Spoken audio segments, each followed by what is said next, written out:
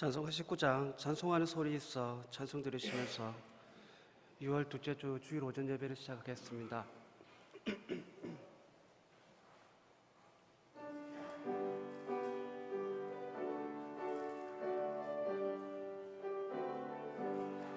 찬송하는 소리 있어 사람 기뻐하도다. 하늘 아버지의 이름 거룩거룩하도다. 세상 사람 찬양하자. 세상 사람 찬양하자. 거룩하신 하나님께 할렐루야 할렐루야 할렐루야 아멘. 하나님의 나라 권세 영원토록 있도다. 하늘아버지의 영광나라 거룩거룩하도다. 거룩하도다. 하늘 보좌 계신 주님 세상 주관하시도다. 할렐루야 할렐루야 할렐루야 아멘. 하나님의 크신 섭리 그 뜻대로 되도다.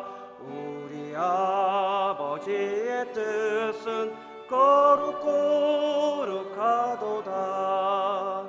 주여 속히 임하셔서 기쁜 날을 주옵소서. 할렐루야 할렐루야 할렐루야 아멘.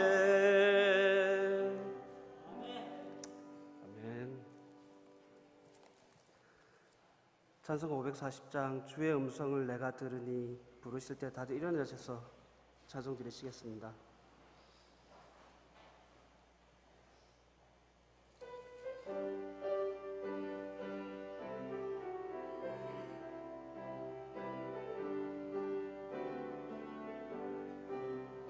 주의 음성을 내가 들으니 사랑한단 말일세. 믿는 마음으로 주께 가오니 나를 영접하소서. 내가 매일 십자가 앞에 더 가까이 가오니 그새 주의 흘린 봄의 비로소 나를 정케 하소서. 주여 넓으신 은혜 베푸사 나를 받아주시고 나의 품은 뜻 주의 뜻같이 되게 하여 주소서. 내가 매일 십자가 앞에 더 가까이 가오니 그새 주의 흘린 봄의 피로써 나를 정케 하소서. 주의 보좌로 나아갈 때에 어찌 아니 기쁠까. 주의 얼굴을 항상 배우니 더욱 친근합니다. 내가 매일 십자가 앞에 더 가까이 가오니 그새 주의 흘린 봄의 피로써 나를 정케 하소서. 우리 구주의 넓은 사랑을 증량할 자 없으며 주가 주시는 참된 기쁨도 헤아릴 수 없도다. 내가 매일 십자가 앞에 더 가까이 가오니 내 주의 흘린 보배기로서 나를 정케 하소서. 아멘. 다들 자리에 앉으시겠습니다. 신정훈 집사님 기도 드려주시겠습니다.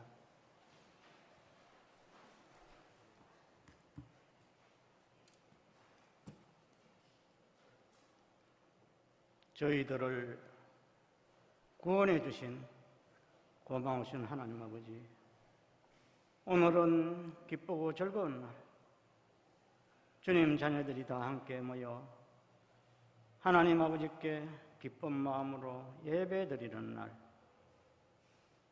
지금 이 시간 주님을 마음껏 찬양하고 다 함께 예배를 드릴 수 있도록 인도해 주신 하나님의 그 사랑과 은혜에 먼저 감사를 드립니다. 아버지 하나님, 저희들은 예수님을 믿어 구원받은 주님 자녀로서 올 한 해에는 연초부터 전 세계로 퍼진 전염병과 환란 속에서도 지금까지 주님이 지켜주시고 보호해 주셔서 희망과 용기를 가지고 이 세상 그 누구도 줄 수 없는 참 평안을 누리며 살아갈 수 있도록 인도해 주신 하나님의 사랑과 은혜에 다시 한번 감사를 드립니다.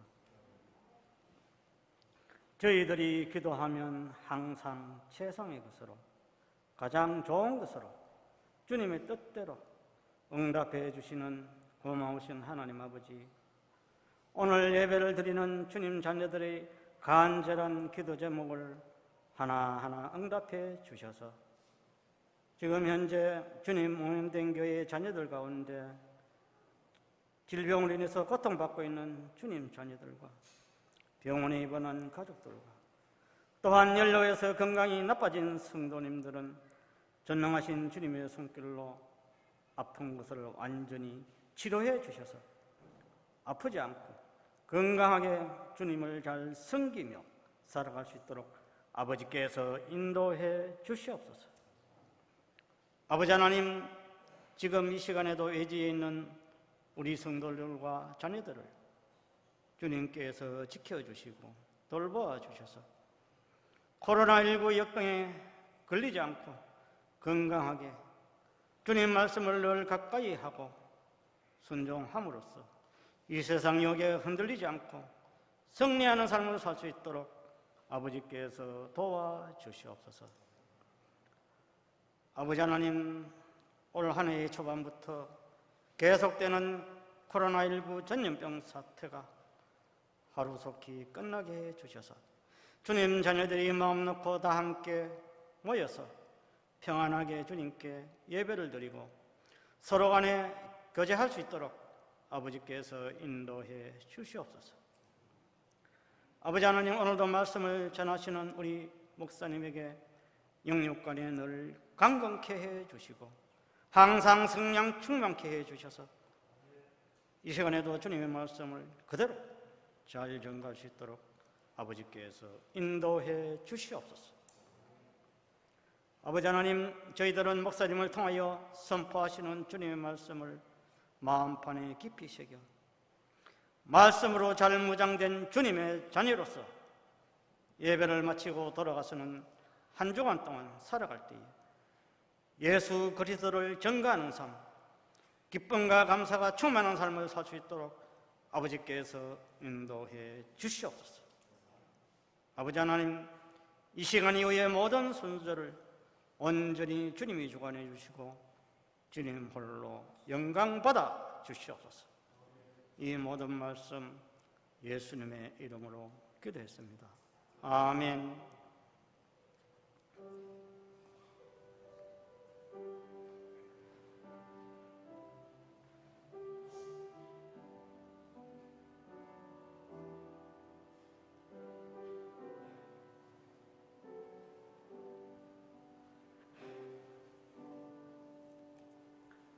찬송가 314장 내 구주 예수를 더욱 사랑 찬송 드리시겠습니다.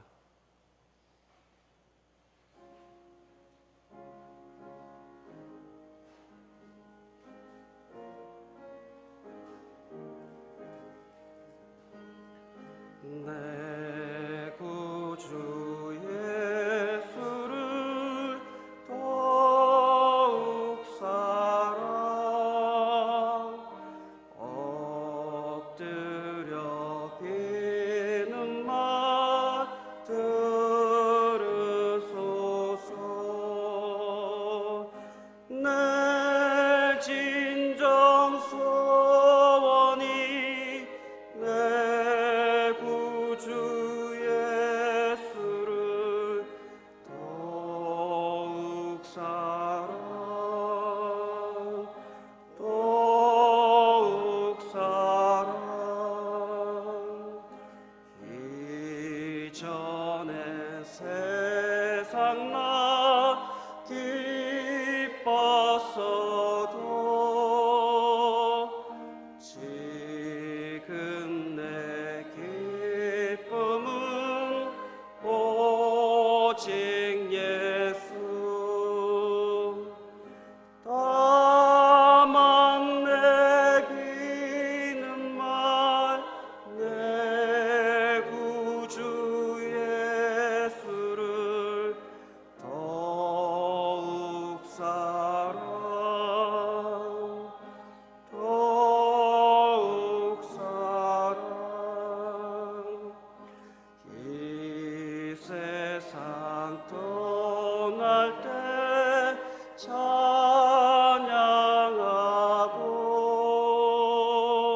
숨질 때 하는 말 이것일세. 다만 내비는 말 내 구주 예수를 더욱 사랑 더욱 사랑. 아멘.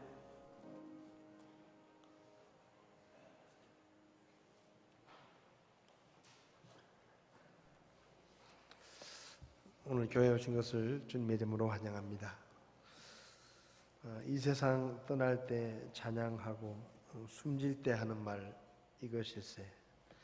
다만 내 비는 말 내 구주 예수를 더욱 사랑 더욱 사랑.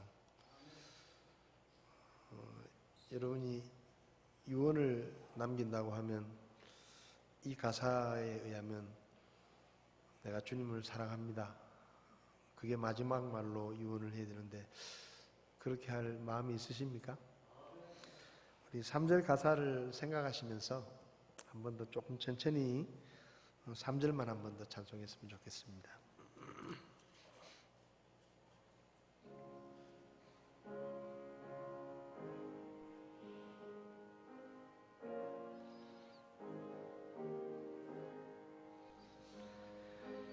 이 세상 떠날 때 찬양하고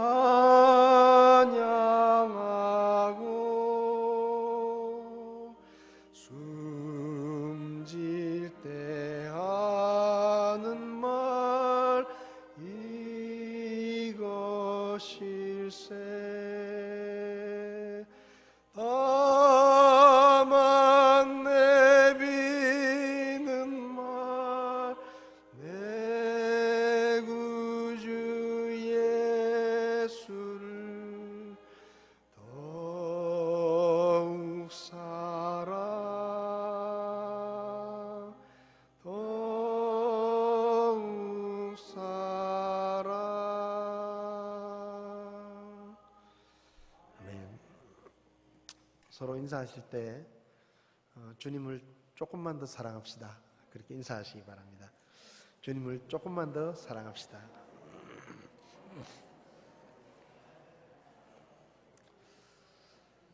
사랑이라는 게 하루아침에 불같이 사랑할 수도 있지만 조금씩 더 사랑하는 게 더 좋을 것 같습니다. 그죠? 막 불같이 사랑하다가 금방 식어버리는 것보다 처음에는 사랑하나 안 하나 생각이 들 만큼 미지근한데 세월이 가면 갈수록 어제보다 오늘이 더 사랑하는 것 같고 한 달이 지나면 더 사랑하는 것 같고 우리가 주님을 사랑하는 사랑이 그런 사랑이었으면 좋겠습니다. 코로나19 때문에 아직도 여러 가지 불편한 게 많이 있고 예전에 처음 이 코로나 사태가 시작될 때 코로나 이전으로 돌아가는 게 불가능할 것 같다 그런 얘기를 뉴스에서 한 번씩 했었는데 진짜 그런 것 같아요. 이 코로나 이전의 삶으로 돌아가는 게 정말 쉽지 않다는 생각이 듭니다. 계속해서 개인 위생을 잘 챙기시고 또 교회 오실 때는 마스크를 하시고 이렇게 교회에서 예배를 드릴 때 좀 이 위생 수칙을 철저하게 지켜서 교회에서 환자가 안 나와야 됩니다. 근래 수도권에서 교회들에서 이렇게 환자들이 나오니까 얼마나 험한 말로 막 이렇게 댓글을 달고 하는지 참 제가 미안할 만큼 그래서 우리를 위해서도 그렇지만은 주님의 영광을 위해서 건강 관리를 잘 하셨으면 좋겠습니다.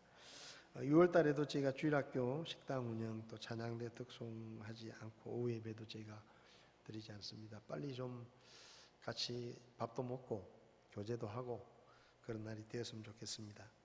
온라인 예배를 계속하고 있습니다. 교회 여러 가지 사정으로 함께하지 못하시는 분들 또 댁에서 인터넷 중계를 통해서 예배를 하실 수 있습니다. 저 뒤에 보시면 오랫동안 저희들이 사용하던 에어컨을 내보내고 새로운 에어컨 냉난방이 되는 냉방기를 교체를 했습니다. 훨씬 소리가 적으니까 예배 때 방해를 안 받아서 너무 감사한 것 같습니다. 냉방기를 교체하는데 정확하게 500만 원이 들었습니다. 뭘 믿고 했냐? 하나님이 채워주실 걸 믿고 했습니다.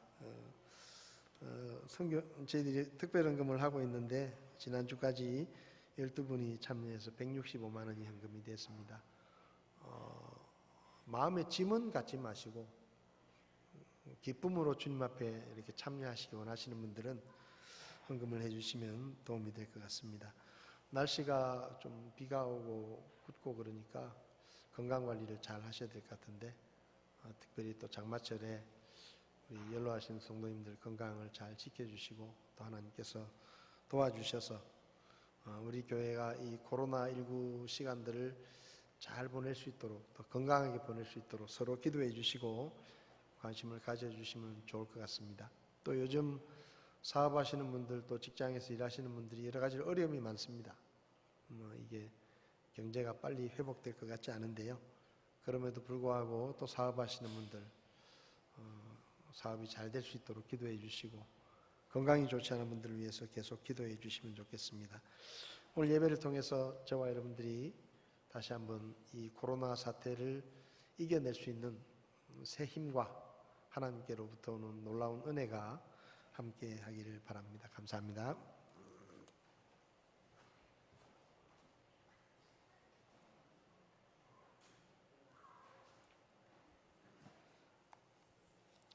찬송가 295장 큰 죄에 빠진 나를 찬송 드리시겠습니다.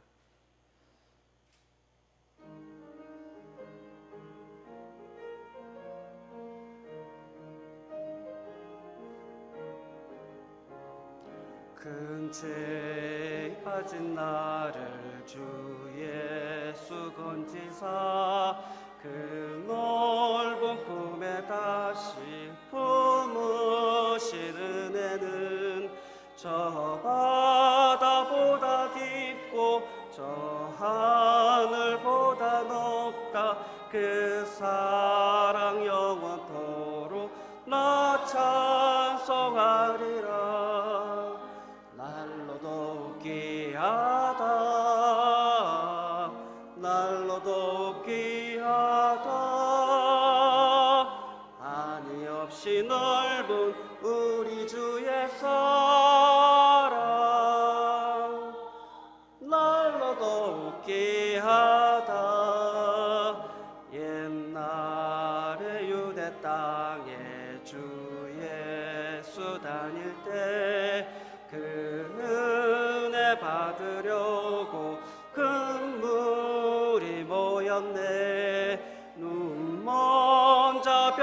모든 자를 다 고쳐주셨으니 나 같은 죄인까지 그 은혜 받도다. 날로 더욱 귀하다. 날로 더욱 귀하다. 한이 없이 넓은 우리 주의 사랑 날로 더욱 귀하다. 주 크신 사랑으로만 백성 위하여 그 십자가의 고난 다 받으셨으니 그 속죄 받은 성도 큰 소리 함께 높여 온 천지 울리도록 주 찬송하리라. 날로 더욱 귀하다. 날로 더욱 귀하다. 한이 없이 넓은 우리 주의 사랑 날로 더욱 귀하다. 아멘.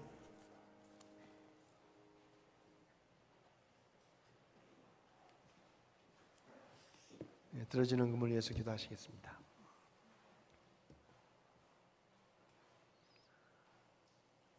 감히 하나님께 용서받을 수 없을 만큼 더럽고 추한 죄인이었던 저희들을 하나님께서 버리지 아니하시고 먼저 사랑해 주시고 하나뿐인 아들 예수님을 이 땅에 보내셔서 하나님의 어린 양으로 우리 죄를 대신하여 고난을 받고 십자가에 죽게 하셔서 우리의 모든 죄값을 대신 치르시고 우리에게 구원의 길을 열어주신 그 하나님의 크신 사랑과 놀라운 은혜를 하나님 앞에 감사드립니다. 아무것도 할 수 없을 때 성경을 통해 복음을 듣게 하시고 하나님 앞에 죄인인 것을 깨닫고 회개하게 하시고 하나님의 어린 양이신 예수님을 나의 죄를 사하시고 나를 죄와 멸망에서 건지시는 하나님의 구원자로 믿음으로 고백할 때 아무런 조건 없이 우리를 용서해 주시고 우리를 구원하셔서 하나님의 자녀로 하나님의 백성으로 삼아주신 그 크신 은혜를 찬양합니다. 코로나19 때문에 온 세계가 혼란에 빠져 있는 가운데서 하나님께서 저희들을 지켜주시고 저희 가족들을 지켜주셔서 지금까지 건강하게 살 수 있도록 도와주신 그 주님의 은혜 또한 감사를 드립니다.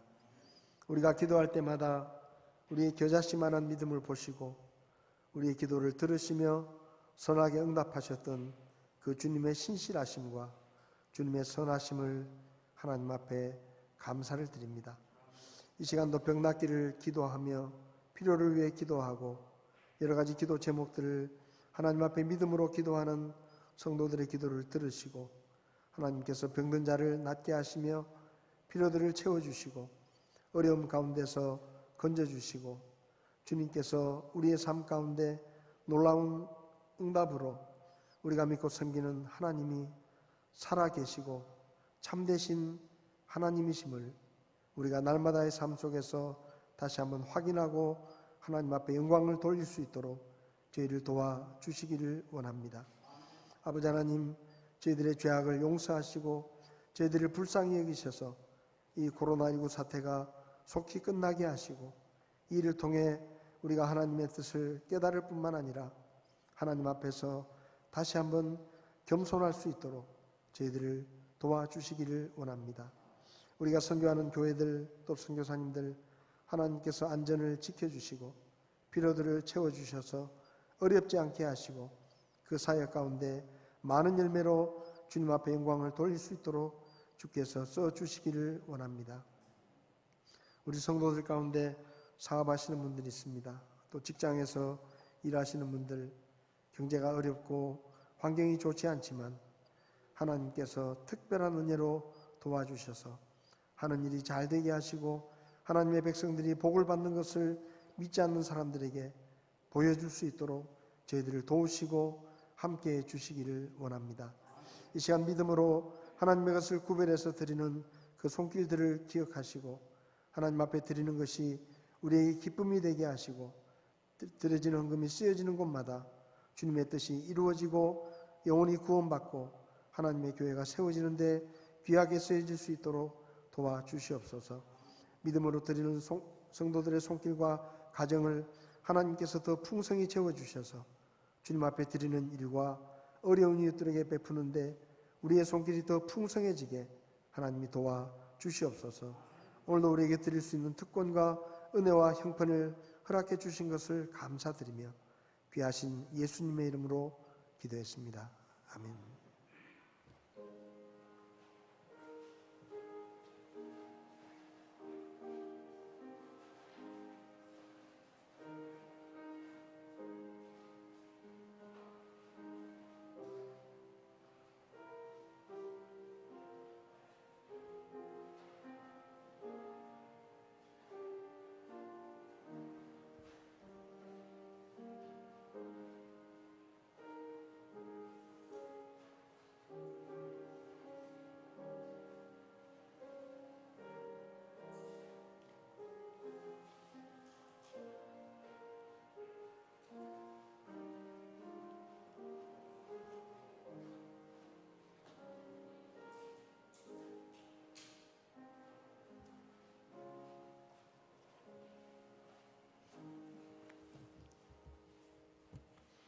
이 시간 자리에서 일어나셔서 느헤미야 2장 12절부터 20절까지 말씀을 함께 보시겠습니다. 느헤미야 2장 12절부터 20절까지 말씀을 한 절씩 교독하시겠습니다. 제가 먼저 읽겠습니다. 내가 나와 함께한 몇 사람과 함께 밤에 일어나고 내 하나님께서 내 마음속에 넣어주사 예루살렘에서 행하게 하신 일을 아무에게도 말하지 아니하니라. 내가 탄 짐승 외에는 다른 짐승이 내게 없었더라.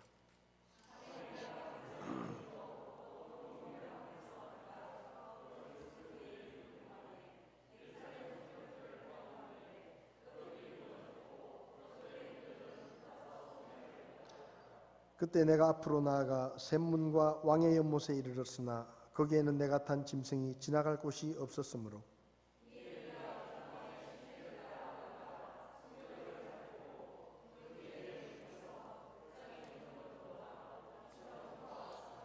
치리자들은 내가 어디에 가서 무엇을 하였는지 알지 못하였고 나도 그것을 유대인들에게나 제사장들에게나 고귀한 자들에게나 치리자들에게나 그 일을 한 나머지 사람들에게 아직 고하지 아니하니라.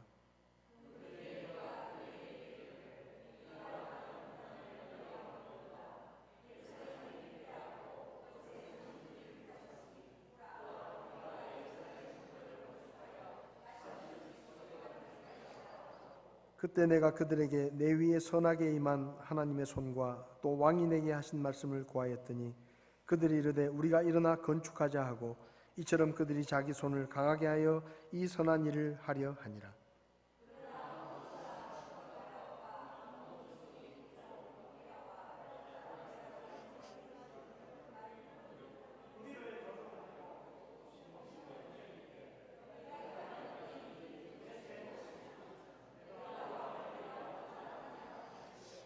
그때 내가 그들에게 대답하며 그들에게 이르되 하늘의 하나님 그분께서 우리를 형통하게 하시리니 그러므로 그분의 종인 우리가 일어나 건축하려니와 오직 너희는 예루살렘에서 아무 목도 없고 권리도 없고 기념물도 없다 하였느니라.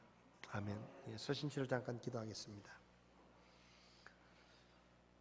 살아계셔서 지금도 우리에게 말씀하시며 우리가 하나님의 말씀과 하나님의 뜻을 따라 살기를 원하시는 아버지 하나님, 이 시간 하나님께서 제가 하나님의 말씀을 나눌 때 우리에게 친히 말씀해 주시고 우리가 이 혼탁한 시대 가운데 하나님의 음성에 귀를 기울이게 하시고 우리를 향한 하나님의 뜻과 하나님의 계획이 무엇인지를 밝히 깨닫게 하시고 우리 각자의 삶의 현장에서 하나님을 위해 하나님의 영광을 드러내는 삶을 살 수 있도록 저희 각 사람을 도와주시기를 원합니다. 부족한 종을 붙들어 주시고 주님께서 사람의 생각은 감추시고 오직 하나님의 말씀만 선포되게 주께서 도와주시기를 원합니다. 이 시간을 주님께 맡기고 예수님의 이름으로 기도했습니다. 아멘. 자리에 앉으시겠습니다. 혹시 조지 플로이드라는 이름을 들어보셨습니까? 금년 5월 25일 날 미국의 미네소타주 미니애폴리스 파우더 호론이라는 곳에서 위조 지폐 사용 혐의자로 신고가 되어서 경찰이 출동해서 경찰에 의해서 체포되던 중에 수갑을 찬채로 땅에 엎드려서 8분 46초 동안 경찰에게 목이 눌려서 제압을 당하다가 질식한, 그래서 사망한 흑인의 이름입니다. 당시 목격자들이 촬영을 해서 인터넷에 올린 영상을 보면 그는 경찰에게 목이 눌린 상태로 계속해서 말하기를 숨을 쉴 수가 없습니다. 살려주십시오. 그는 그렇게 거듭해서 말을 합니다. 그럼에도 불구하고 백인 경찰은 아랑곳하지 않고 계속 목을 짓눌러서 결국은 죽음에 이르렀습니다. 이 영상과 뉴스가 인터넷 또 방송에 공개되면서 이 플로이드의 죽음은 백인 경찰의 인종차별에 의한 죽음으로 평가되고, 그를 체포하기 위해서 출동했던 경찰 중에 옆에서 지켜보았던 4사람은 해임이 되고, 그의 목을 눌렀던 데릭 쇼빈이라는 경찰은 2급 살인죄로 지금 기소가 되어 있습니다. 그의 죽음 때문에 미국뿐만 아니라 전 세계에서 인종차별에 항의하는 시위들이 일어났고, 초기에는 그 시위가 폭력적이어서 미국에 있는 우리 한인 교포들도 가게가 피해를 많이 입었습니다. 46세 일기로 사망한 그의 장례식은 지난 10일 새벽에 그의 고향인 텍사스주 휴스턴의 한 교회에서 장례식이 열렸는데, 유족과 조문객 500명, 미국의 유력한 대선 후보인 조 바이든 전 부통령, 휴스턴 시장, 경찰청장 같은 유명한 사람들이 참석을 했고, 그의 장례식은 TV와 인터넷으로 전 세계에 생중계가 되었습니다. 스포츠 스타들도 경기 중에 그를 추모하는 세레머니를 하고, 백악관 앞 도로에는 플로이드의 거리로 지정이 되고, 블랙 라이브스 매터, 흑인의 생명도 소중합니다 라는 문구가 큰 글씨로 그 도로에 새겨지기도 했습니다. 근데 이 사건이 일어나기 전까지 이 조지 플로이드는 여러 번 마약 소지, 절도, 체포, 불응, 도주, 주거 침입, 무장강도 등으로 체포된 적도 있고, 또 연방교도소에서 목욕한 적도 있는 평범한 흑인 전과자였습니다. 그의 이름은 전혀 알려지지 않았습니다. 근데 이 사건으로 그의 이름은 인종차별의 희생자라는 의미 있는 이름이 되고, 그가 목이 눌렸던 8분 46초라는 시간도 의미 있는 시간이 되어서 많은 사람들이 그 시간을 기억합니다. 한 사람의 평범한 인생이 한 사건 때문에 전 세계 사람들에게 의미 있는 사람이 되고, 그의 행적과 또 그의 사건이 역사의 기록으로 남겨지는 그런 일이 그 사람에게 일어난 것이죠. 근데 이 조지 플로이드라는 사람의 이야기는 세상 사람들에게는 상당한 의미가 있는 일입니다. 평범하게 살았는데 어느 날 갑자기 전 세계 사람들이 추모하고 세계 곳곳에서 그를 기억하고 시위를 하고 역사에 그 이름이 기록되는 의미 있는 사람으로 달라진 것이죠. 사람들에게 의미 있는 사람이 되는 것 좋을 수 있습니다. 그런데 특별히 구원받은 우리는 사람들에게 의미 있는 사람이 되는 것보다, 역사에 그 이름이 기록되는 것보다 하나님 앞에서 의미 있는 사람이 되고 하나님의 책에 우리의 행적이 의미 있게 기록되는 것이 더 중요합니다. 사람들에게 의미 있는 사람이 되고 역사에 그 이름이 기록된다고 할지라도 하나님 앞에서 별 의미가 없는 인생은 사실은 허비하는 것입니다.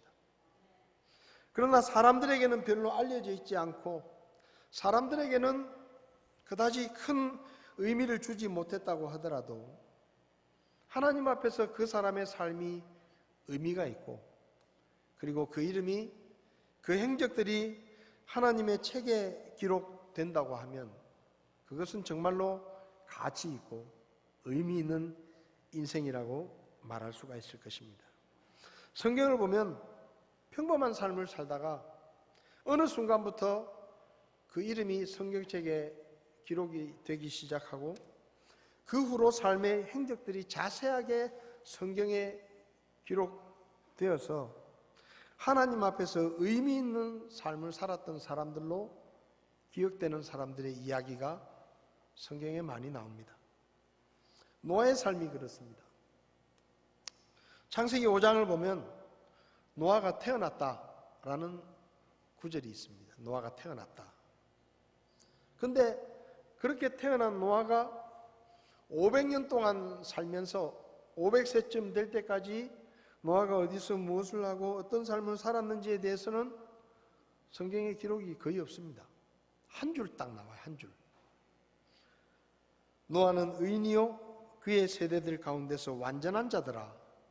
그가 하나님과 함께 걸었더라. 창세기 6장 9절에 짧게 노아가 태어나면서부터 살아온 500년의 세월을 성경은 한 구절로 기록합니다. 근데 하나님께서 그에게 방주를 만들라고 말씀하시고 그가 방주를 만들기 시작한 때부터 950세에 숨을 거둘 때까지 450년간의 행적들은 창세기의 성경 4장에 걸쳐서 비교적 자세하게 기록이 되어 있습니다. 아브라함의 경우도 마찬가지입니다. 아브라함은 우상의 형상을 만들어 파는 가정에서 태어나서 갈대아 우르라는 곳에서 75년을 삽니다.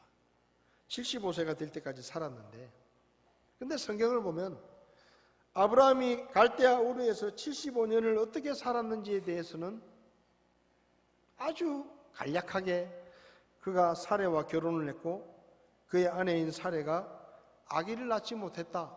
그게 전부입니다. 결혼했다. 근데 그 아내가 애를 낳지 못했다. 그게 75년의 삶을 기록한 유일한 기록이에요. 근데 하나님께서 그에게 너는 내 고향과 친족과 아버지 집에서 나와 내가 네게 보여줄 땅으로 가라. 내가 너로부터 큰 민족을 만들고 네게 복을 주어 내 이름을 크게 하리라. 내가 복이 되리라. 이렇게 말씀하시면서 아브라함의 이름이 성경에 기록되기 시작합니다. 그리고 아브라함이 그 말씀에 순종해서 갈대아 우르를 떠나서 가나안 땅으로 이사하는 때부터 그가 175세에 죽을 때까지 그의 인생의 후반기 100년의 삶은 창세기 14장에 걸쳐서 자세하게 기록이 됩니다. 모세도 마찬가지죠. 모세는 이집트에서 노예 생활을 하는 히브리인의 아들로 태어나서 3개월 동안 숨겨져 키우다가 갈대 상자에 버려졌지만 하나님의 도우심으로 이집트 왕의 딸의 양자가 됩니다. 그리고 40년을 화려한 왕궁에서 살았습니다. 그런데 장성한 후에 자기 동족들을 괴롭히는 이집트 사람을 때려 죽이고 붙잡힐 것이 두려워서 도망을 쳐서 미디안 광야에 가서 결혼을 하고 자식을 낳고 40년을 삽니다. 그런데 성경을 보면 모세가 왕궁에서 보냈던 40년, 미디안 광야에서 살았던 40년, 합해서 그 80년의 인생은 출애굽기 1장과 2장 겨우 2장에 나올 뿐입니다. 그러니까 모세 인생의 3분의 2인 80년의 기록은 겨우 성경 2장이에요. 근데 불타는 떨깃나무를 통해서 자신을 향한 하나님의 계획을 깨닫고 이집트에 가서 노예 생활을 하는 이스라엘 백성들을 데리고 나왔던, 그리고 그가 죽기까지 120세에 죽기까지 그의 인생의 나머지 마지막 40년에 대한 기록은 출애굽기의 38장, 레위기의 27장, 민수기 38장, 신명기 34장, 무려 137장에 걸쳐서 마치 모세의 전기라고 이야기할 수 있을 만큼 그의 삶의 행적들이 자세하게 나옵니다. 우리가 읽은 이 본문의 주인공인 느헤미야도 마찬가지예요.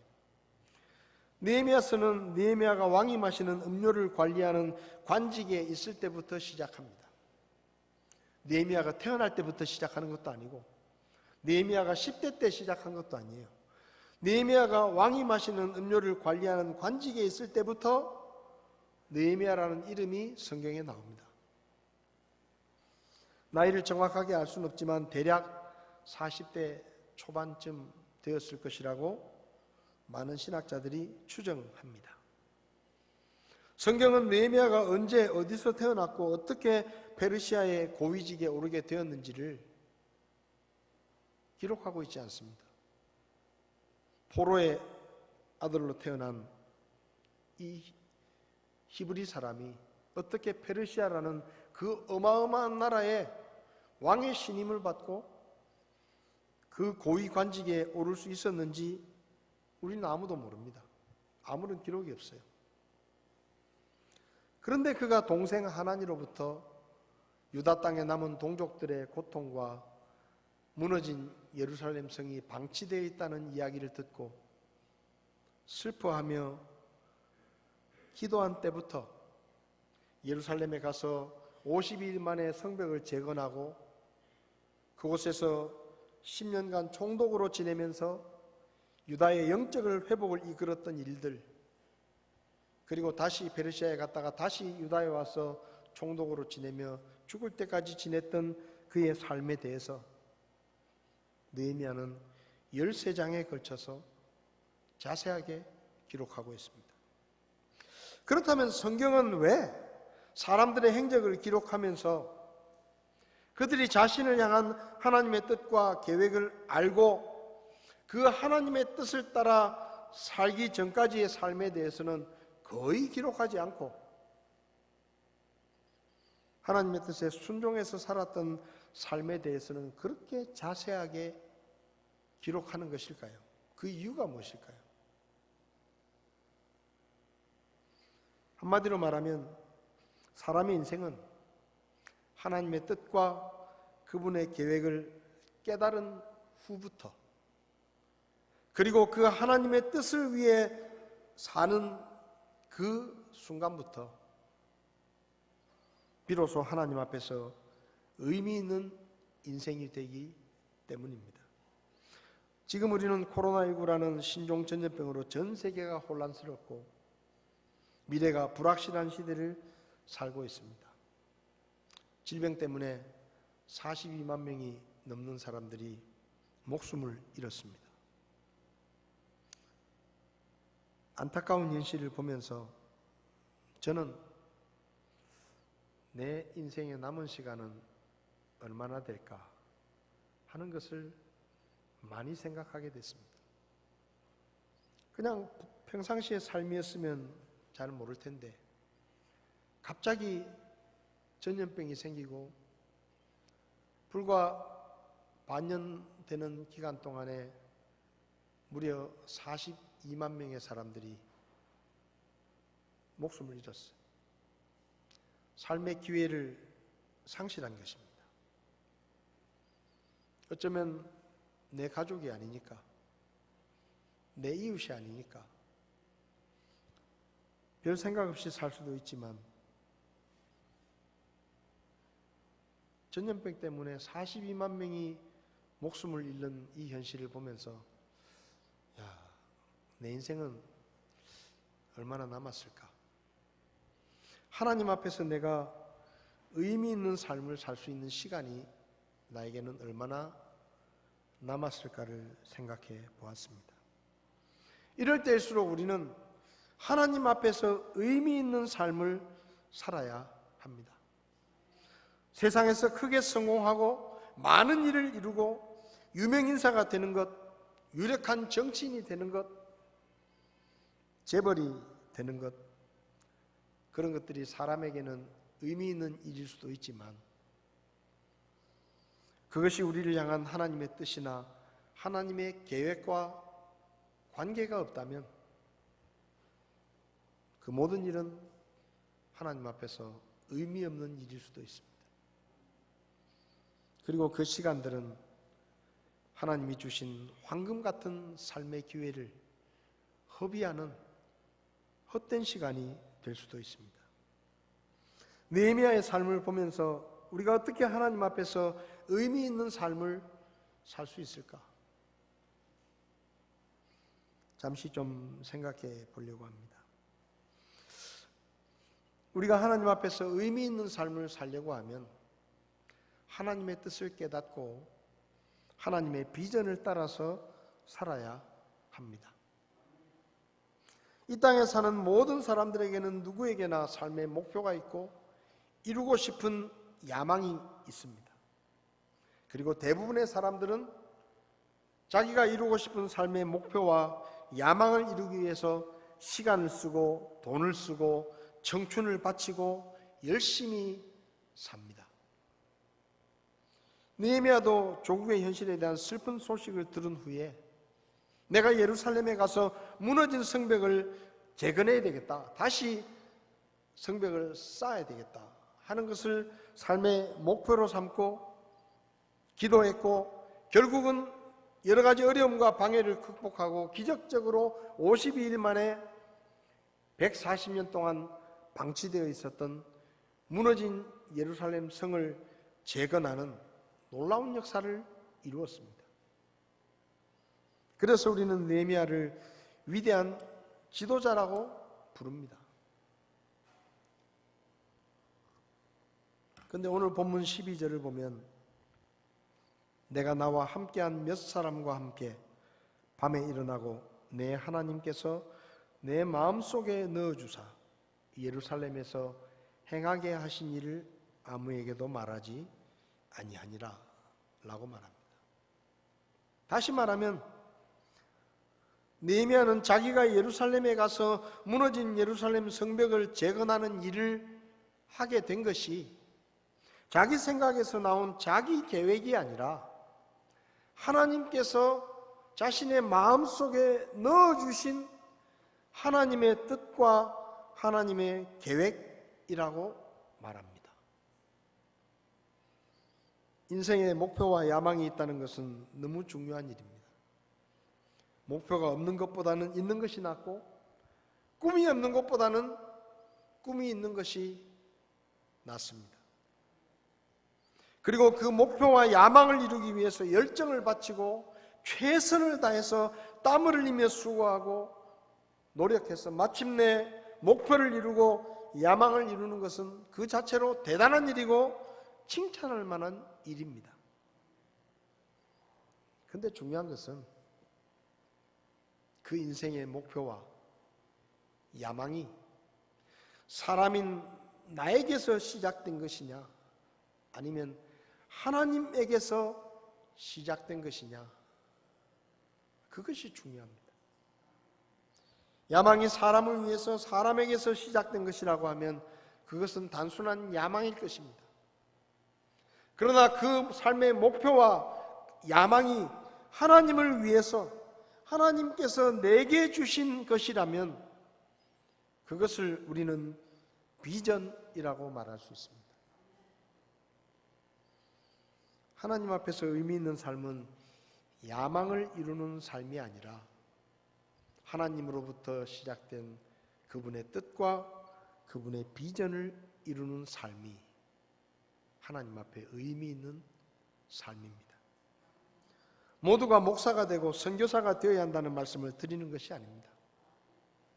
같은 공부를 하더라도 잘 먹고 잘 살기 위해서 하는 공부와 하나님께서 주신 비전을 이루기 위해 하는 공부는 다릅니다.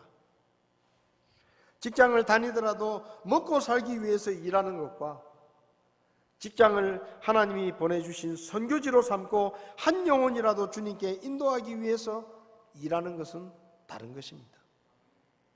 같은 운동을 해도 자신의 이익을 위해 자신의 명예를 얻기 위해 운동을 하는 것과 좋은 결과를 얻었을 때 많은 사람이 지켜보는 가운데 하나님 앞에 영광을 돌리며 하나님께 쓰임받는 것은 다른 것입니다.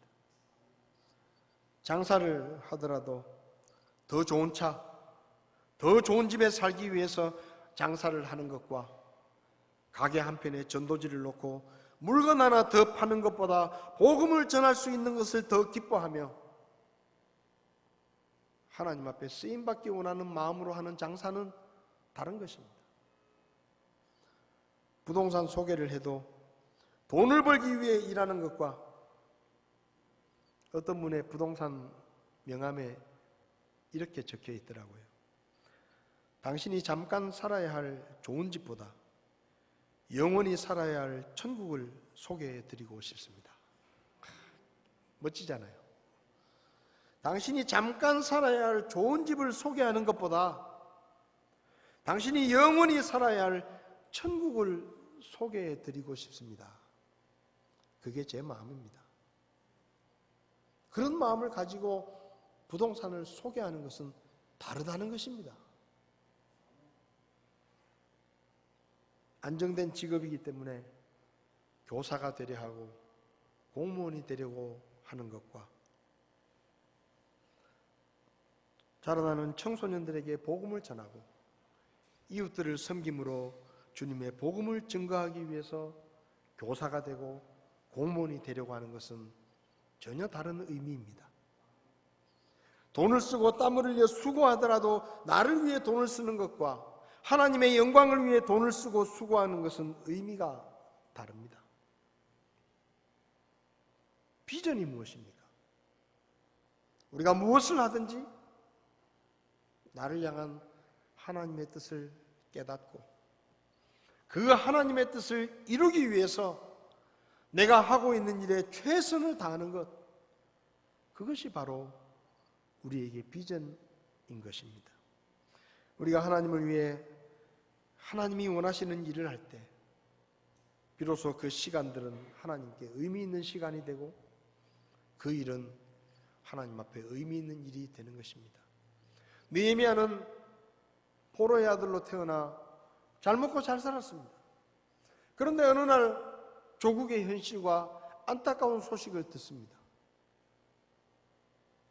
그때 하나님께서 그의 마음속에 네가 예루살렘에 가서 무너진 성벽을 재건하고 유다를 회복시키는 일에 내가 너를 쓰고 싶다 하는 그 마음이 하나님께로부터 전해져 왔습니다. 느헤미야가 하나님, 제가 가서요, 제가 멋지게 예루살렘 성벽을 다시 세워보겠습니다. 그렇게 한 거 아니에요. 물론 느헤미야도 조국을 사랑하고 동족들의 안타까운 소식을 듣고 뭔가를 하고 싶었겠죠. 근데 예루살렘에 가서 무너진 성벽을 재건하는 일을 해야 되겠다라는 생각은 느헤미야에게서 나온 게 아니에요. 하나님께서 그의 마음속에 심어주었다라고 말합니다. 그래서 그것이 비전이 되는 거예요. 노아가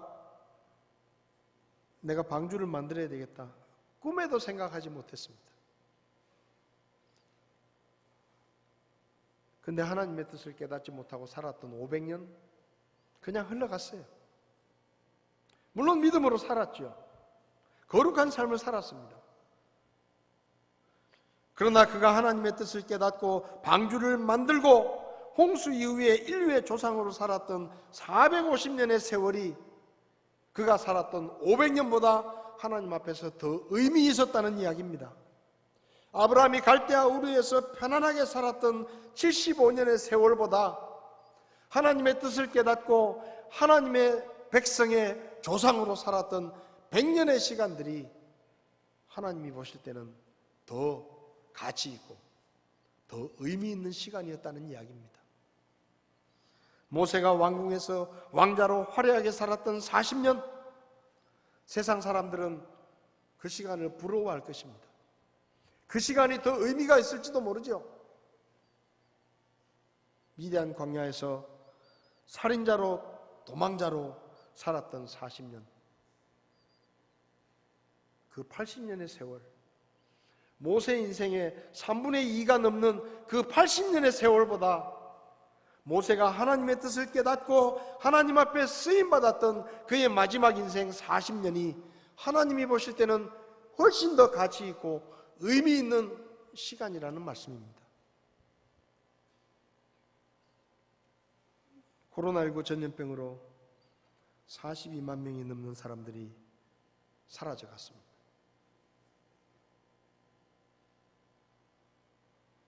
시편 90편 12절에 그런즉 우리에게 우리의 날수 세는 것을 가르치사 우리가 지혜에 이르도록 우리의 마음을 쓰게 하소서.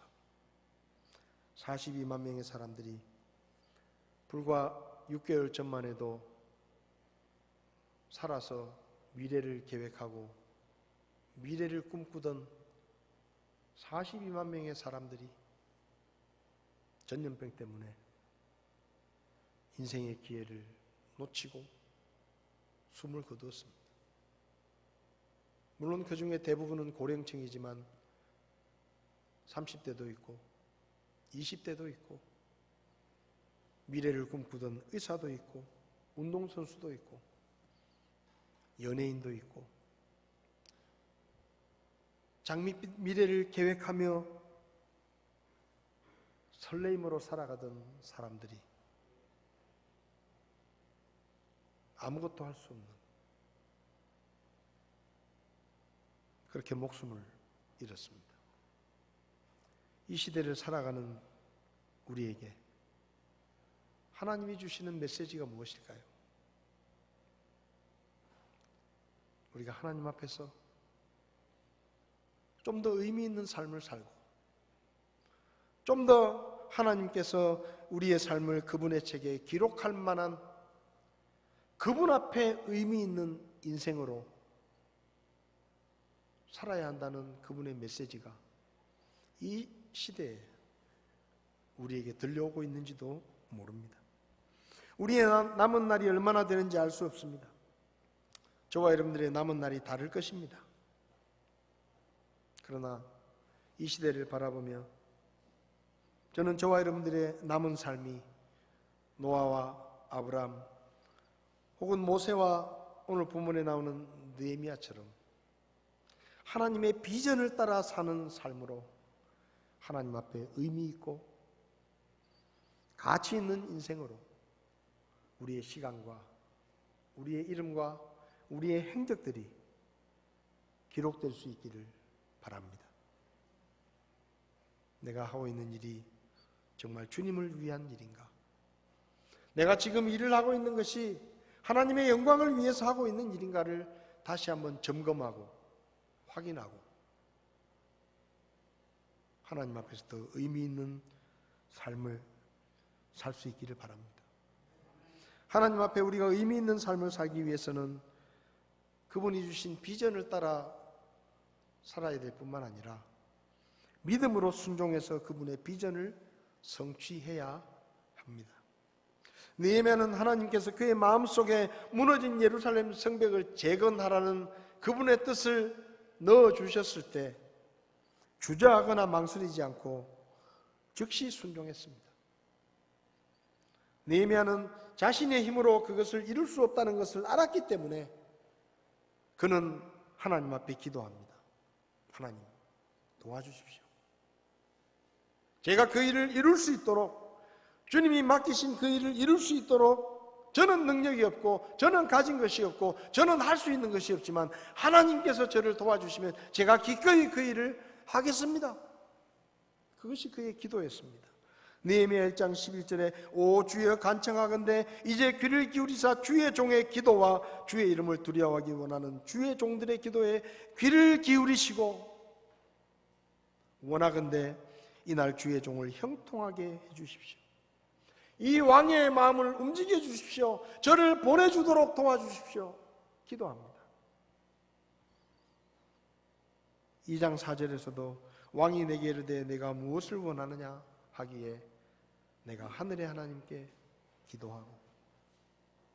여러분, 하나님이 우리에게 주신 비전은 사람의 능력과 사람의 지혜로 이룰 수 있는 것이 아닙니다.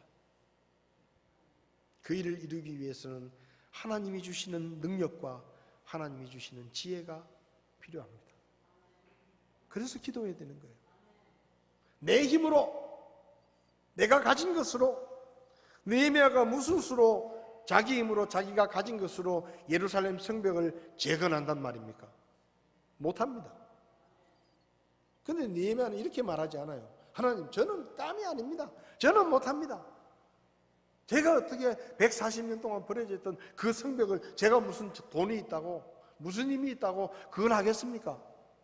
하나님, 딴 데 가서 알아보십시오. 그렇게 말하지 않아요. 선뜻 하겠다 그러고 나섭니다. 근데 하나님께 기도해요. 근데 하나님, 제가 하긴 하겠는데 저는 힘도 없고 능력도 없고 가진 것도 없습니다. 그러니 하나님이 도와주시면 제가 하겠습니다. 기도하는 거예요. 느헤미야는 하나님이 주신 비전을 이루기 위해서 자신의 안정된 삶을 기꺼이 포기했습니다. 왕이 묻습니다. 그래, 내가 무엇을 원하느냐? 이렇게 말할 수도 있어요. 왕이시여, 제 고향에 지금 조국의 현실이 어둡고 동족들이 고통을 당하고 예루살렘 성벽이 무너져서 황폐화된 상태로 있는데 왕이시여, 쓸만한 사람을 보내서 그 일을 좀 할 수 있도록 왕이 좀 도와주십시오. 그렇게 말할 수도 있어요. 내가 아니라 다른 누군가가 그 일을 할 수 있도록 왕이 좀 도와주십시오. 그렇게 말할 수도 있습니다. 근데 느헤미야는 뭐라고 말합니까? 저를 보내주십시오. 지금 느헤미야는 뭐예요? 포로의 아들입니다. 나라가 망하고 포로의 아들이에요. 근데 그 나라가 망한 나라의 포로의 아들이 최강대국인 페르시아의 왕의 신임을 받아가지고 최고위직에 올라서 잘 먹고 잘 살고 있습니다. 나라가 망했지만 다른 백성들은 포로로 잡혀가고 동족들은 남아서 고통을 당해도 자기는 잘 먹고 잘 살고 있어요. 뭐 하려고 가요? 왜 가야 됩니까? 나는 잘 먹고 잘 살고 있는데. 근데 느헤미야는 말해요. 제가 가겠습니다. 여기서 얼마든지 편하게 살 수 있고 얼마든지 잘 먹고 잘 살 수 있지만 그것보다 더 중요한 것이 하나님의 뜻입니다. 그러니까 제가 가겠습니다. 저를 보내주십시오. 왕이 이렇게 말할지도 몰라요. 그래, 가라. 너 잘렸다 오늘. 너 오늘부로 해임이다. 아무것도 못 도와준다. 네가 하고 싶은 대로 해라. 그럴지도 몰라요. 근데 느헤미야는 자기가 누리고 있었던 그 안정된 삶을 다 포기하고 자기가 직접 가겠다는 거예요. 안정된 삶을 버렸습니다. 느헤미야는 하나님의 비전을 비웃으면서 방해하고 조롱하는 사람들의 반대와 방해를 믿음으로 극복했습니다. 그래서 예루살렘에 갔습니다. 느헤미야 2장 10절에 호른 사람 산발락과 암몬족 속인 종 도비야가 그 소식을 듣고 이스라엘의 자손의 번영을 추구하는 사람이 온 것으로 인해 심히 근심하더라. 여러분, 나라가 망하고 어려워도요, 그 동네에서 잘 먹고 잘 사는 사람들이 있는 거예요. 그 동네에 영향력을 끼치고 있는 사람들이 있는 거예요. 기득권을 누리고 있는 사람들이 있는 겁니다. 근데 그 사람들이 유다가 망하고 유대인들이 고통을 당하는데 그 주변에서 그 유대 사람들을 통해서 이익을 누리던 사람들이 느헤미야가 왔다는 얘기를 듣고 기분 나쁘게 생각하는 거예요.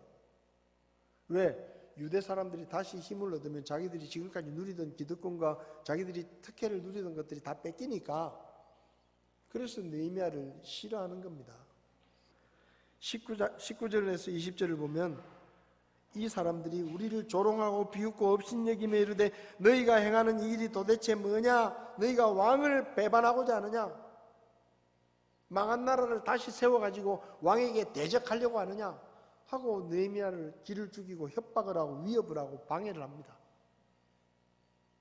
근데요, 그렇다고 느헤미야가 그만두는 게 아니에요.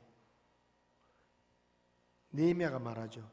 하늘의 하나님 그분께서 우리를 형통하게 하시리니 그분의 종인 우리가 일어나 반드시 성을 건축할 것이다. 그런데 너희들은 함께하지 않으니까, 하나님의 일에 동참하지 않으니까, 하나님의 뜻에 협력하지 않으니까 아무 목도 없고 권리도 없고 기념물도 없다. 여러분, 우리가 주님의 일을 할 때 이렇게 일을 해야 돼요. 교회 일을 할 때 나는 일하는데 저 사람은 왜 안 하지? 그런 생각이 아니라 나에게 주님을 위해서 일할 수 있는 기회가 주어졌구나. 내가 하나님을 위해서 뭔가를 할 수 있는 그런 능력이 나에게 주어졌구나. 그런 마음으로, 기꺼이 감사하는 마음으로 주님의 일을 해야 됩니다.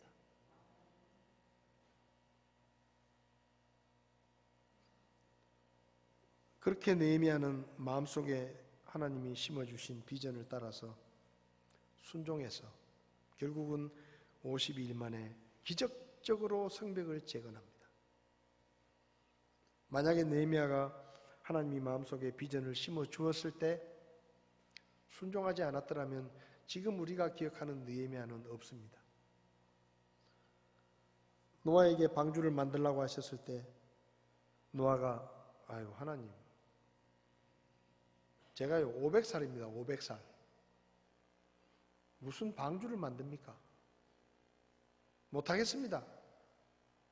그렇게 불순종했더라면 지금 우리가 기억하는 노아는 없습니다. 아브라함이 하나님의 비전에 순종하지 않았다면, 모세가 하나님의 뜻에 순종하지 않았다면 우리가 지금 기억하고 있는 믿음의 조상 아브라함도 없고 위대한 출애굽의 지도자인 모세도 없습니다. 그 자리에 다른 사람의 이름이 새겨져 있겠죠. 여러분, 하나님 앞에서 의미 있고 가치 있는 삶을 살기 원하십니까? 그렇다면 여러분을 향한 하나님의 뜻을 이루는 삶을 사십시오. 하나님을 위해서 무엇이든지 하십시오. 그게 하나님 앞에 의미 있는 삶을 사는 것입니다. 하나님이 여러분에게 비전을 보여주셨다면 지금 당장은 부족하고 모자라는 것이 있더라도 포기하거나 낙심하지 말고, 비웃고 방해하는 사람이 있더라도 좌절하지 말고 하나님의 도우심을 믿고 믿음으로 나가시기 바랍니다. 방주를 만드는데 100년이 넘게 걸렸습니다. 그래도 노아가 뚝심 있게 하는 거예요. 끝까지 하는 겁니다. 말 안 듣는 이스라엘 백성들 틈만 나면 불평하고 원망하고 돌을 들고 와서 죽이려고 하는 그 이스라엘 백성들이 뭐가 이쁘다고 모세가 그들을 데리고 계속 갔겠어요. 그런데 가는 거예요. 죽을 때까지 가는 겁니다. 왜요? 그게 하나님의 비전이니까, 하나님의 뜻이니까. 그래서 모세의 행적이 성경에 기록된 거예요. 그거 아니면 우리가 모세가 살았는지, 그때 모세라는 사람이 있었는지 우리가 어떻게 알겠습니까? 빌립보서 1장 6절을 함께 읽어보겠습니다. 빌립보서 1장 6절 말씀 같이 읽겠습니다. 너희 안에서 선한 일을 시작하신 분께서 예수 그리스도의 날까지 그 일을 이루실 것, 바로 이것을 나는 확신하노라. 누가 일을 시작한다고요? 하나님이 시작하십니다. 예루살렘 성을 재건하는 일은 느헤미야가 시작한 게 아니고 하나님이 시작하신 일입니다. 그래서 그 일이 이루어졌습니다.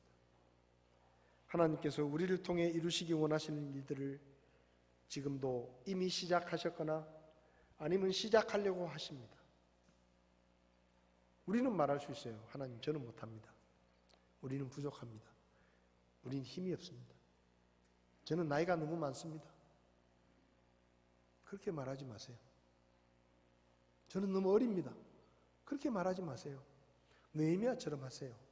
하나님, 제가 일단 하겠습니다. 근데 하나님이 도와주셔야 됩니다. 하나님이 필요한 거 주셔야 되고요.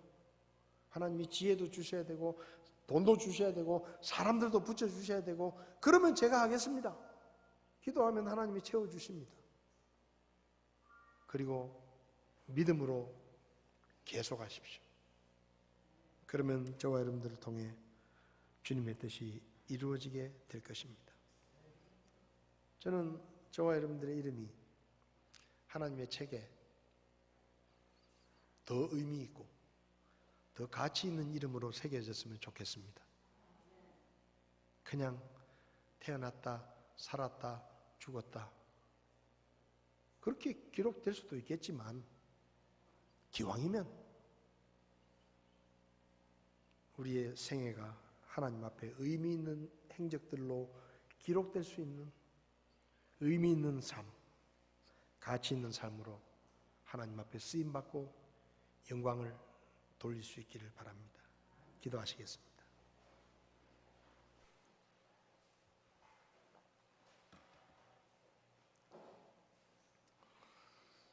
혹시 여러분 가운데 목사님, 제가 교회는 왔지만 제가 아직도 구원받지 못했습니다.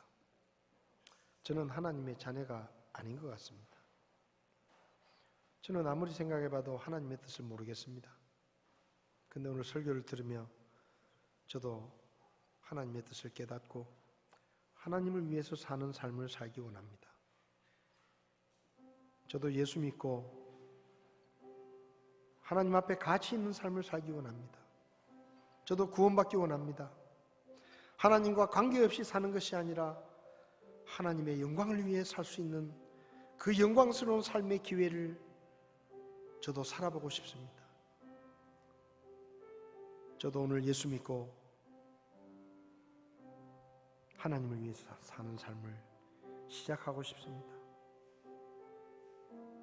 혹시 그런 분 계십니까? 저도 예수 믿기 원합니다. 저도 예수 믿고 죄를 용서받고 구원받고 하나님의 자녀가 되어 하나님 앞에 영광스러운 삶을 살기 원합니다. 그런 분이 계시면 오른손을 잠깐 들어주시면 제가 기도해 드리겠습니다. 아직 예수 믿지 않지만 저도 예수 믿기 원합니다. 그런 분 계십니까? 성도 여러분, 지금 여러분이 하고 있는 일은 누구를 위해서 무엇 때문에 하는 일입니까?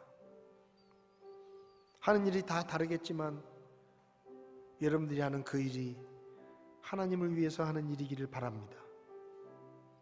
여러분이 하고 있는 그 일이 여러분의 성공과 여러분의 안정된 삶을 위해서가 아니라 하나님의 영광을 드러내는 일을 위해서 하는 일이기를 바랍니다.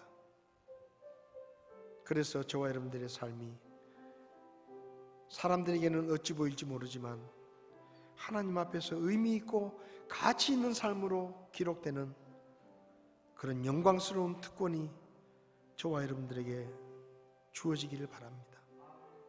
우리 이름이 노아처럼 아브라함처럼 모세처럼 느헤미야처럼 하나님 앞에서 의미 있는 이름으로 의미 있는 인생으로 기억될 수 있기를 바랍니다. 이 시간 다 자리에서 일어나시겠습니다. 우리 주님 뜻대로 살기로 했네 이 찬송 부르실 때 제가 하나님 앞에서 남은 생에 하나님 앞에 의미 있고 가치 있는 인생을 살기 원합니다. 주님의 뜻을 이루는 삶을 살기 원합니다.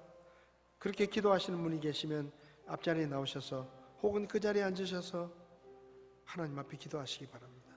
내 남은 생애가 하나님 앞에 의미 있는 삶이 될 수 있도록 저를 도와주시고 저를 써주십시오. 그것이 우리의 기도라면 이 시간 앞자리에 나오셔서 혹은 그 자리에 앉으셔서 이 찬송 부르실 때 기도하실 수 있기를 바랍니다.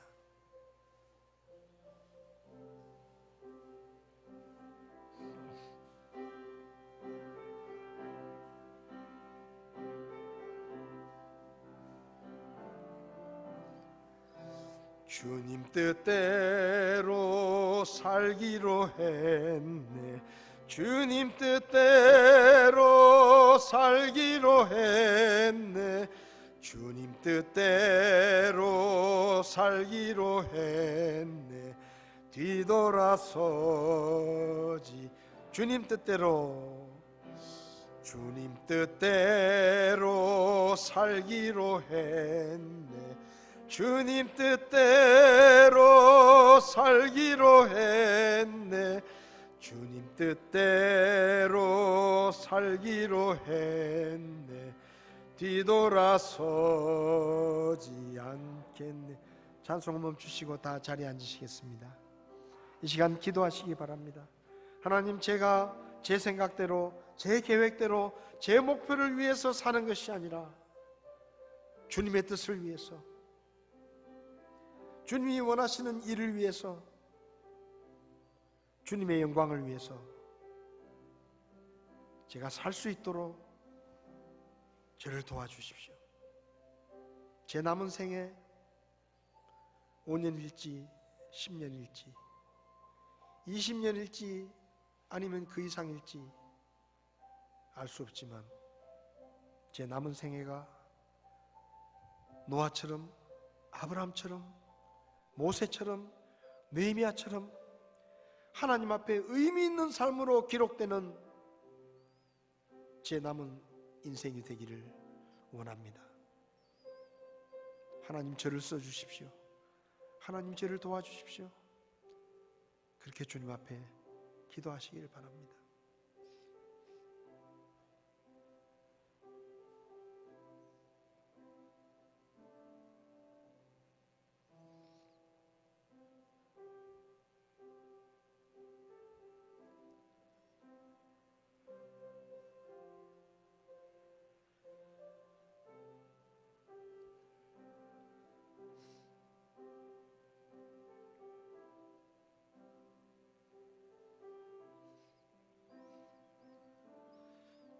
고마우신 하나님, 지옥에 가서 영원히 멸망할 쓸모없는 저희들을 예수 그리스도의 십자가의 보혈로 구원해 주시고 하나님 앞에서 가치 있는 삶을 살 수 있는 삶의 기회를 저희들에게 허락해 주신 것 감사합니다.